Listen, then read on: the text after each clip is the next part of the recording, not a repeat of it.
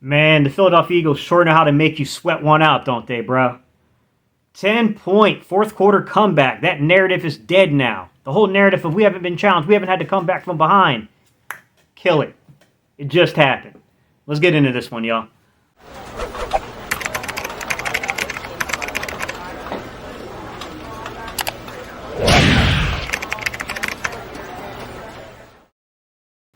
What's up, Cerebral Football fans? My name is Steven Hyder. This is Gate City Sports Channel. And if you're new to the channel, it'll be the first, second, third time you caught my content and you enjoy today's topic. Listen, we're on a journey, we're on a path. We just crossed over 6,800 subscribers. Thank y'all so much for that. We're heading towards 7,500 subscribers. I would love for y'all to be a part of that equation and join the Cerebral Football community. Just need you to hit that subscribe button to do that. To my OG subscribers, hat in hand, here to ask you that favor, guys. Hit that thumbs up button, smash the like button, help me spike this algorithm and get this in front of new people that we could potentially convert into our little audience here on the YouTube. Man, I'm not going to say the play-by-play calling was bad in this one in terms of what was going on in the booth. I had a couple of issues with what they were saying, like this whole thing about like Jalen Hurts is now officially a star. Man, you've been asleep at the wheel if you're thinking that. Dude's been a star all season long. That was a nonsense one there, but that's not what I'm going to call cap on.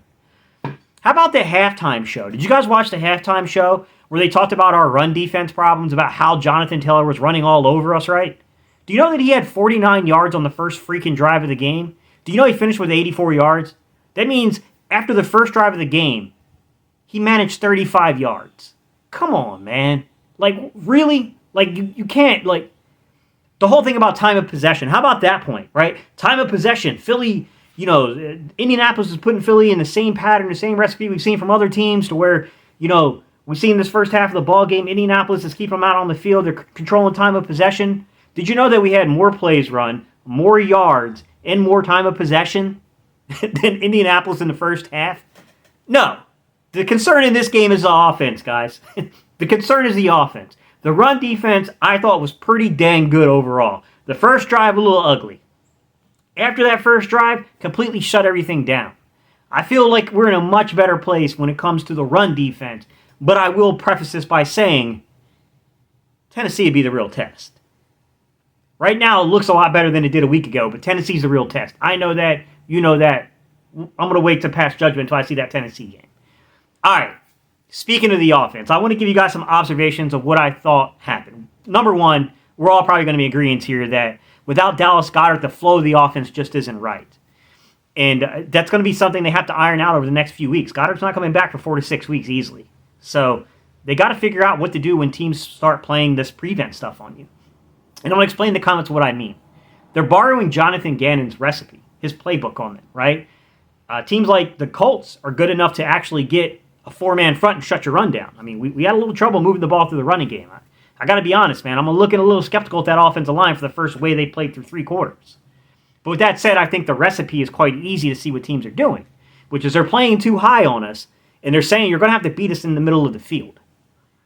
And I thought there's 2 ways to win this. The number one way is to win in the middle of the field. Without Dallas Goedert, we seem to have difficulty doing that.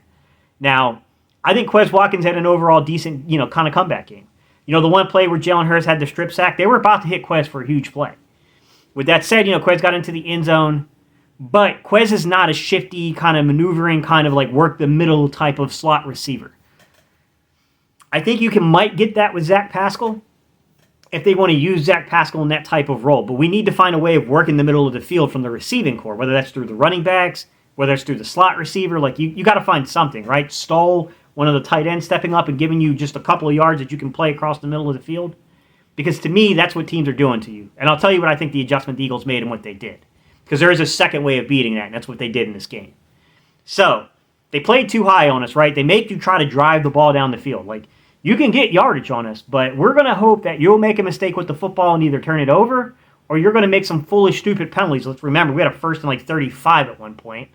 We'll make enough stupid penalties where we can kill your drive. They're trying to make us play disciplined football by not giving up the big plays.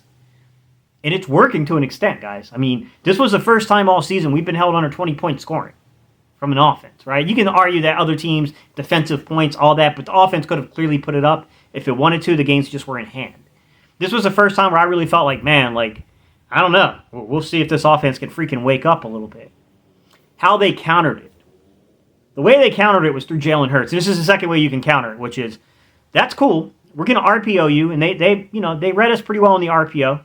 They did a fairly good job defending the RPO, but what we did is we started designing stuff for Jalen Hurts. And I think it's the second way you can defeat this, which is we're going to move the ball down the field on you. We're going to get a little nasty in our attitude and what we do, and we can do that with the quarterback. Now, you got to be careful with the quarterback, guys. I understand not exposing quarterbacks to too many hits, but I think there is a point to where you figure your offense out, what you're going to do for a few weeks without Dallas Goedert. And let's keep in mind, guys, we came off a short week losing Dallas Goedert, having to get ready for a team that we didn't know a lot offensively. Like, I know that doesn't have anything to do with our offense, but offensively, I think we had to figure some stuff out. I mean, I knew they were going to be pretty basic in their game plan, but they don't have a ton of film to go study on it. They only had 1 week prior that you saw that staff coach a game. You know, they got a new play caller and their former assistant quarterback coach. You know, they got a new head coach there. You know what I mean? Like, there's some differences there. With that said, they worked Jalen Hurts through the running game. That's how they broke that stuff down. I'm interested to see what they do now with a little bit more time to prep for this. What do they do now? Now you got a little bit more time to prep. Now you've seen 2 straight opponents try to play you this way.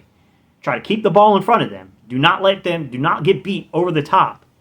And then let's see if you guys can not make a stupid play. Let's see if you guys can't make foolish penalties. See if you guys won't turn the ball over to us, because we seem to be doing that all of a sudden. That's, to me, like, that's the thing that's got to get cleaned up. How do you operate this offense in the absence of Dallas Goedert for a few weeks? And I know Dallas Goedert is not the only talented guy we got on the roster, but there's guys that have a certain effect on your offense, and his effect on the offense is what he can do in the middle. So when teams do play that prevent to try to stop A.J. Brown and Devontae Smith from killing them, Dallas Goedert was a guy that we could just completely work the middle of the field on them. I think we don't necessarily know the answer to that right now, right? We're still trying to feel that kind of situation out, and boy, it was a struggle offensively today. Like, I can't tell you how many times I was screaming in my house, man. Thank God to my, the girls in my house, my wife and my niece, because they definitely heard me yelling quite a bit. My niece at one point came out to check the status of the game because all she heard me doing was screaming. So she's like, "Are they losing?" Yeah, we're losing right now. I hate these type of games, man, but it's a W. W's a W. We're 9-1. Let's just see what we can do, guys. We got to piece some stuff together, man. We've got to piece some stuff together and figure it out offensively. But I am pleasantly surprised with the defense right now. Pleasantly surprised with what we got from the defense right now. Linval, Joseph, and Ndamukong made a difference here. Okay? Fletcher Cox even looked like he was disruptive in this game. He forced a holding penalty. He broke penetration into the backfield and blew up a running play at one point. Like, I actually saw plays from Fletch. Fletch started popping a little bit now. Like, if you can start getting production out of Fletch, you start getting production out of Brandon Graham with a huge sack today.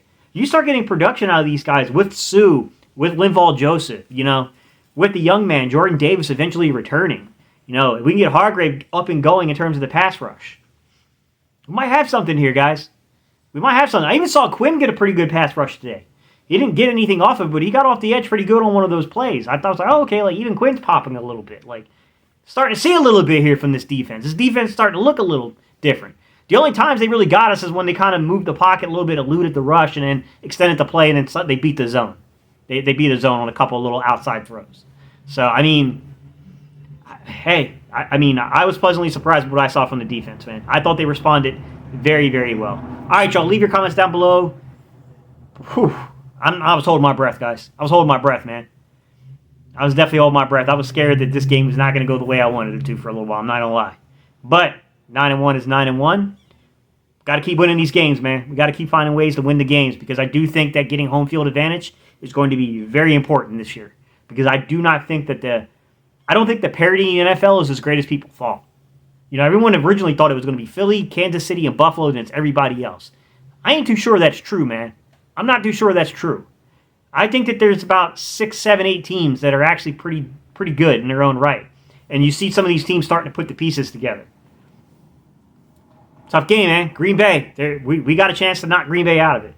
They lose it. Green Bay loses to us next week. It's all over for them. So it's time to basically send Green Bay home for the season. I know we're not really sending them home, but you get what I'm saying. Pretty much eliminate any chance of anything happening for them. All right, y'all. I appreciate y'all, and I'll see y'all in the next video.